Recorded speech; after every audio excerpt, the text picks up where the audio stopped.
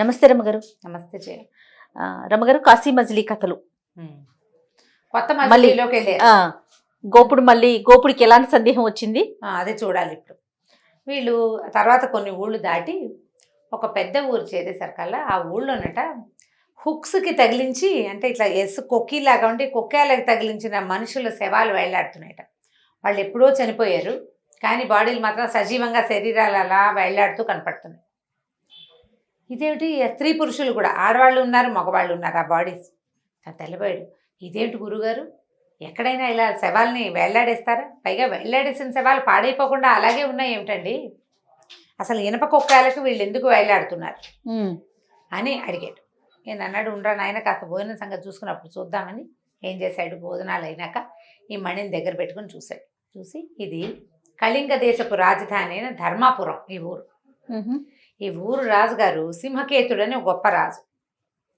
ఈయనకి ప్రభుమిత్రుడు అని ఒక మంత్రి ఉన్నాడు. బాగానే ఉన్నారు, రాజు మంత్రి చక్కగా బాగుండేవారు. రాజుగారు చాలా మంచివాడు, చాలా తెలివైనవాడు, అన్ని బొల్లని మంచి మంచి లక్షణాలు ఉన్నాయి. నడుస్తూ ఉండేది.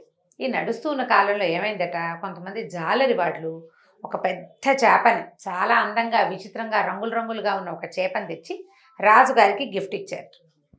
ఏమని చెప్పారంటే, రాజుగారు ఇలాంటిది వింత చేప ఎప్పుడూ చూడలేదు, ఎలాంటి వింతలు విడ్డూరాలైనా రాజుకి చూపించాలి కదా అని నీకోసం పట్టుకొచ్చాము అన్నారు. సరే, బాగుంది. చేపని తీసుకున్నాక ఆ చేప నీ దగ్గరికి ఒక పళ్ళని దీంట్లో పెట్టారు, కొంచెం నీళ్లు తక్కువ దాంట్లో. రాజు అన్నాడు, ఇది ఆడదా మగదా అని అడిగాడు. ఎందుకు అడిగాడంటే, ఆయనకి అంతఃపురం ఉంది. ఈయనకి ఏంటంటే స్త్రీలని వాళ్ళు వీళ్ళు చూడకూడదని కొంచెం సిద్ధాంతం ఉంది. స్త్రీ స్వాతంత్రాన్ని ఆయన పెద్దగా ఒప్పుకోడు.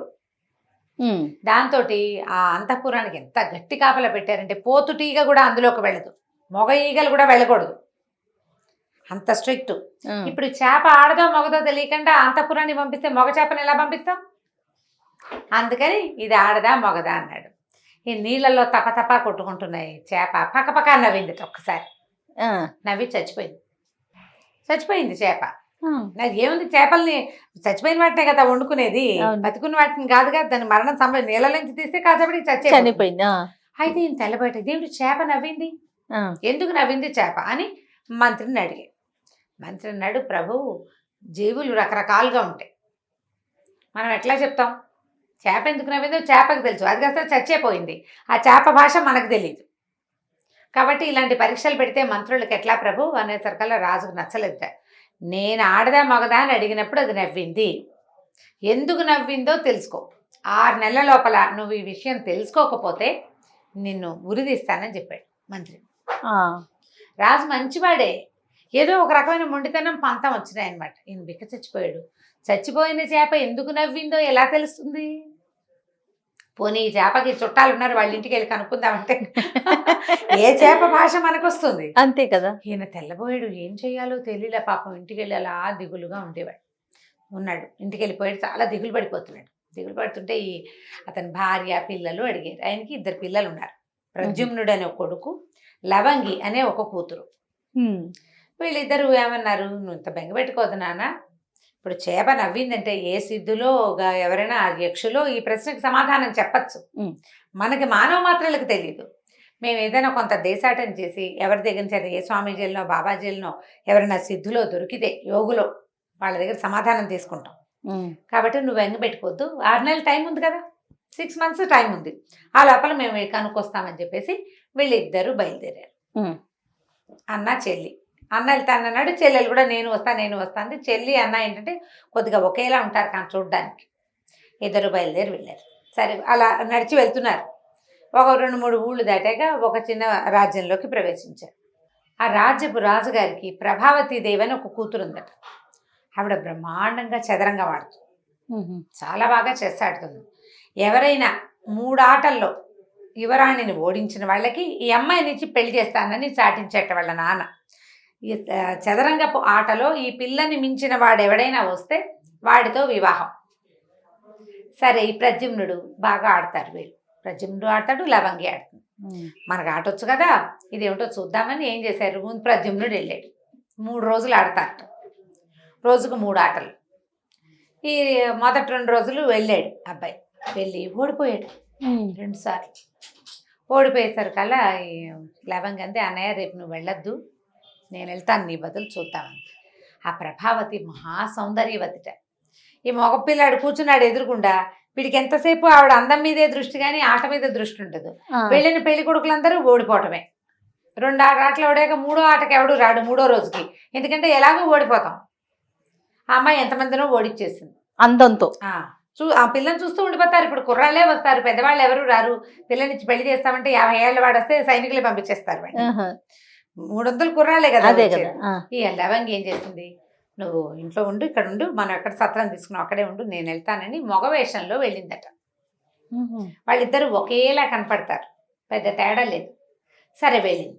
వెళ్ళేసరికల్లా ఏమైంది, వెళ్ళింది. ఇప్పుడు ఈ అమ్మాయి ఆడపిల్ల, ఎదురుకుండా ఉన్న పిల్ల ఎంత అందంగా ఉంటే మాత్రం దీనికి ఏం పట్టింది, బ్రహ్మాండంగా ఆడేసింది. రాణిగారు అమ్మాయి, రాజుగారు అమ్మాయి కాస్త ఓడిపోయింది. 3 ఆటలు ఓడిపోయింది. ఓడిపోయేసరికల్లా సరే ఏమన్నారు, అమ్మాయిని గెలవటం 3 రోజులు అవకాశం ఇస్తారు. మొదటి రోజు గెలవలేదు, 2వ రోజు ఇస్తారు, 3వ రోజు ఇస్తారు. 3వ రోజు అవకాశం ఇచ్చారు, గెలిచేసింది. దాంతో ఏం చేశారు, ఈ లవంగికి రాజకుమార్తెకి పెళ్లి చేస్తామన్నారు. ఇప్పుడే పెళ్లి ఇవ్వాలే. ఇప్పుడు అన్నయ్యని పిలుచుకొచ్చే సమయం లేదు. సరే లవంగికి ఇచ్చి పెళ్లి చేసేసారు. మరి మగ వయసులో ఉన్నదానికి ఇచ్చి పెళ్లి చేశారు. లవంగి ఏమందంటే, నువ్వు నేను ఒకటే, ఇప్పుడు నువ్వు పెళ్లి చేసుకున్నా 3 వేసేది నేనే. ఇప్పుడు 2 ముళ్ళు నేను వేసా, 3 నువ్వు వేద్దు కానీ ఈ పిల్లతో కాపురం నువ్వు చేసుకోమని చెప్పింది అన్నయ్య. సరే వీళ్ళకి వాళ్ళ జనాలకు తెలియకుండానే అన్నను చెల్లెలు మారిపోయారు. యువరాణి అంతఃపురంలోకి అన్నయ్యే వెళ్ళిపోయాడు. 3 వేసి ఆవిడతో పాటు ఉండిపోయాడు.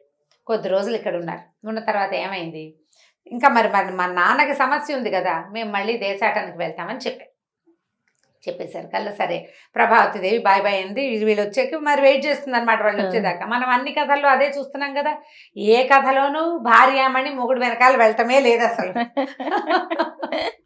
హాయిగా హాయిగానే కదా, వీళ్ళ దారిని వీళ్ళు ఉండొచ్చు, వాళ్ళ దారిని వాళ్ళు పోతారు, గోల లేకుండా ఉంటుంది, గొడవలు లేవు, సమస్యలు లేవు, ఎవరి బాధ వాళ్ళు పడతారు కదా. సరే వీళ్ళిద్దరు బయలుదేరి వెళ్ళారు. ఒక అడవిలో చేరారు. ఏమనుకున్నారంటే, బాగా అడవి అంతా కొంచెం సంకులంగా ఉంది, చాలా చెట్లు గిట్లు ఉన్నాయి. కాసేపు పడుకుందాం అనుకున్నారు. పడుకుందామంటే అమ్మాయింది, అన్నయ్య నేను నిద్రపోతాను, నువ్వు కాపలా ఉండు, తర్వాత నువ్వు పడుకుందు కానీ. సరే ఆడపిల్ల అమ్మాయిని పడుకొని ఇద్దామనుకుని వీడేం చేశాడు, చెల్లెలు కింద పడుకుంటే ఆ చెట్టుకి మంచినీళ్ళు ఎక్కడైనా దొరుకుతాయేమో, పిల్ల నిద్రలు వచ్చేసరికి నీళ్లు తేవచ్చని చెట్టు పైకి ఎక్కేసరికల్లా ఒక పెద్ద నాగుపాము, పెద్ద సర్పం ఆ లోపల ఉన్న ఆ చెట్టు మీద ఉన్న ఒక భేరుండ పక్షులు, ఏదో పక్షులు, భార్గవ పక్షులు, ఏమిటో తమాషా పేరు, అది గుర్తు కూడా రావట్లేదు నాకు. ఒక పక్షి జంట, గండభేరుండాలి. అవి పెద్ద పెద్ద పక్షులు, మనుషుల్ని మొయ్యగలిగేంత పెద్ద పక్షుల తాలూకు గుడ్లను తినడానికి ఒక పెద్ద సర్పం వెళ్తుందట. వీడేం చేశాడంటే ఆ సర్పాన్ని కత్తితో కొట్టాడు, గుడ్లు తినేస్తుందని. సర్పం కాస్త పడిపోయింది. ఆ సర్పానికి ముఖం మీద అంటే పడగ మీద ఒక పెద్ద మణి ఉందట. పడిపోయి ఆ మణి ఊడిపోయింది. ఈ బేరుండ పక్షుల్లో ఒకటి ఇతను చేసిన సహాయాన్ని చూసింది, 2వ పక్షి కూడా వచ్చింది. వస్తే వాళ్ళు ఏం చెప్పారంటే, మానవ భాషలో ఈ మణిని వదిలిపెట్టద్దు, ఈ మణి నీకు చాలా ఉపయోగపడుతుంది, ఈ మణిని నీ దగ్గర ఉంచుకో అని చెప్పి, ఈ మణితోటి నువ్వు పాతాళంలోకి ప్రవేశం సులువు. నీకు ప్రశ్నకి సమాధానం కావాలి, అది పాతాళంలో నాగుల దగ్గర కూడా దొరకదు. ఎందుకంటే దేవతలు, దేవతాస్త్రీలు, నాగులు, యక్షులు వాళ్ళే ఈ ప్రశ్నలకి సమాధానం చెప్పగలరు, ఇలాంటి ప్రశ్నకి అని చెప్పి ఇక బేరుండ పక్షులు ఏం చేసినాయి, నువ్వు మమ్మల్ని కాళ్ళు గట్టిగా పట్టుకో, నిన్ను పాతాళంలో దింపుతామని చెప్పేసి ఈ మణిని ఈ దట్టిల్లో దొక్కున్నాడు. చెల్లెల్ని వదిలిపెట్టేశాడు. అబ్బాయి మర్చిపోయాడు ఇంకా అక్కడున్న హైరానులు. వాళ్ళతో పాటు ఆ బేరుండ పక్షులతో పాటు వెళ్ళిపోయాడు. అవేమో అతన్ని తీసుకెళ్ళి పాతాళంలో వదిలిపెట్టేసింది. ఈ పిల్ల నిద్ర లేచింది, అన్నయ్య అంది, అన్నయ్య లేదు, కన్నయ్య లేదు, లేడు. అది చర్చి కేకలు పెట్టింది, ఏమీ లేదు. ఇక ఏం చేస్తుంది, ఇక అక్కడే కూర్చొని ఏడుస్తూ ఉంది. ఈ లోపల వాన మొదలైంది. ఈ అమ్మాయికి ఏం చెయ్యాలో తెలియలే. తీరా ఎటైనా వెళ్తే అన్నయ్య వస్తే వెతుకుంటాడు కదా తన కోసం. ఇంతలో ఏమైందట, అటువైపుగా దారిలో వెళ్తున్నటువంటి విదర్భ దేశానికి చెందిన జయసేనుడు అనే ఒక రాజకుమారుడు, రాజే అతను, అటువైపు వచ్చాడు. వచ్చి చూశాడు ఈ అమ్మాయిని. చూసేసరికి ఈ పిల్ల చక్కగా అందంగా ఉంది. కాసేపు ఏదో మాట్లాడుకున్నారు ఇద్దరు. ఏమన్నాడు, సరేలే నువ్వు నాతోటి రా, మా రాజ్యం కూడా దగ్గరే, మా ఇంటికి వెళ్దాము, ఈ అడవిలో నువ్వు సేఫ్గా ఉండవని ఆ అమ్మాయిని గుర్రం ఎక్కించుకున్నాడు. సరే ఇద్దరు బాగానే ఉంది. ఒకళ్ళు ఏంటంటే కొంచెం దగ్గర వయసు వాళ్ళు, కొంత స్నేహం కూడా కలిసింది. ఆ అబ్బాయి ఏమో పిల్ల అందంగా ఉంది కాబట్టి దీన్ని పెళ్లి చేసుకుందాం అనుకున్నాడు. అమ్మాయి కూడా అలాంటి ఉద్దేశమే కలిగి ఉంటుంది. ఈ గుర్రం ఎక్కిన తర్వాత ఏమైంది, వాన పడుతోంది కదా, వాన బాగా ఎక్కువైంది, వీళ్ళకి అసలు దారి తప్పిపోయారు. ఇక అక్కడక్కడక్కడక్కడే అడవుల్లో పడి తిరుగుతున్నారు. 3 రోజుల పాటు అడవుల్లో తిరగ్గా వాళ్ళకి ఒక పెద్ద బ్రహ్మాండమైన హర్మ్యం ఒకటి కనపడింది. పెద్ద మేడ, ఎవ్వరు లేరు, ఖాళీగా ఉంది, కానీ నీట్గా ఉంది, రోజు మనుషులు ఉంటున్నట్టుగానే ఉంది. సరే ఇదేమిటో చూద్దామని ఆ గుర్రాన్ని కట్టేసి లోపలికి వెళ్ళారు. వెళ్ళిన తర్వాత చూస్తే ఏమీ లేవు, శుభ్రంగా ఫుడ్ గిడ్డు ఉంది, మంచినీళ్ళు ఉన్నాయి, స్నానం చేయడానికి వెసులుబాట్లు ఉన్నాయి, పడుకోవటానికి వీలుంది, అన్నీ పళ్ళు గిళ్ళు సమస్తమైనవి ఉన్నాయి. ఏమనుకున్నారు, అమ్మాయి మనకు బాగానే దొరికింది, ఎవరైనా వస్తే వాళ్ళతో మాట్లాడుకోవచ్చు అని చక్కగా ఇద్దరు స్నానాలు చేసి ఆ పళ్ళు గిళ్ళు తిని ఆహారం ఇంకా వండింది ఉంటే అది కూడా తినేసి వాళ్ళ దాని వాళ్ళు ఎవరి దాని వాళ్ళు పడుకున్నారు. 3 రోజుల పాటు వీళ్ళు కలిసి ఉండి ఇక పెళ్లి చేసుకోవడానికి డిసైడ్ అయిపోయారు. మొదటి రోజు రాత్రికి డిసైడ్ అయ్యారు. 2-3 రాత్రులు వీళ్ళు కలిసే ఉన్నారనమాట, ఒక చోటే ఉన్నారు. ఆ హర్మ్యం ఎవ్వరూ రాలేదు, ఎవరికి ఏమీ చెప్పాల్సిన అవసరం లేదు. 3వ రోజు పొద్దునే, 3 రోజులు అయిన తర్వాత 4వ రోజు పొద్దున్నే ఈ అమ్మాయి నిద్రలేచి చూసేసరికల్లా ఆ అమ్మాయి కట్టు బట్టలతోటి అడవి మధ్యలో ఉంది. హర్మ్యము లేదు, భర్త లేడు, ఏమీ లేవు. తను ఒక్కటి నట్ట అడవిలో పడుకుని నేల మీద పడుకున్నట్టుగా లేచి చూసుకుని చూస్తే ఏమీ లేదు. అంత మేడ ఏమైపోయిందో తెలీదు, మొగుడు లేడు, మేడ లేదు, అందులో ఉండాల్సిన రకరకాల సామాగ్రి ఏమీ లేదు, అడవి మధ్యలో ఉందన్నమాట. ఇక లబోదిబోమని ఏడుపు, ఇంకేం చేస్తుంది. ఇప్పుడు దీని తర్వాత ఈ అమ్మాయి భర్త ఎక్కడికి వెళ్ళాడు, వీళ్ళన్నయ్య పాతాళ నుంచి ఎప్పుడు వస్తాడు అనేది మళ్ళీ వచ్చే ఎపిసోడ్లో తెలుసుకుందాం మనం. తప్పకుండా అండి. ఓకే రమ్మగారు, నమస్తే. నమస్తే.